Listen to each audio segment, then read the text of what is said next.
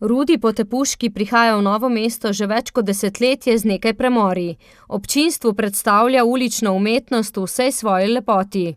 Da predstavi, kaj se dogaja v sodobni ulični umetnosti, od akrobacij do žonglerjev, do tega, da v bistvu veselje in smeh ponovno zavzameta ulice in da se tudi vzgaja to kulturo ulične umetnosti, ki je drugačna od odrske, torej standardne gledališke.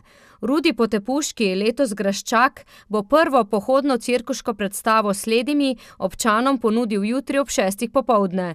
Uro zatem sledi poslastica Čreda. To je zelo zabaven koncept, ko en pastir pase nekaj. Zdaj to naj ostane presenečenje, ampak to je zelo hecna reč.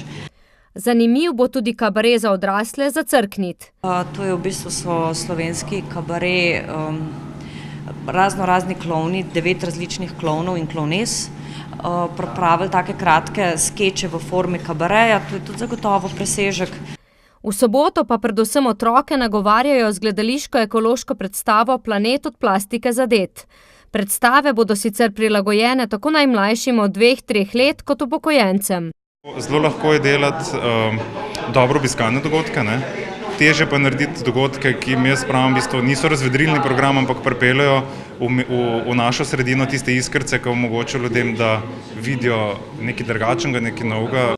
Vstopnine na dogodke ni, zabava pa je zagotovljena, obljubljajo prireditelji založbe Goga.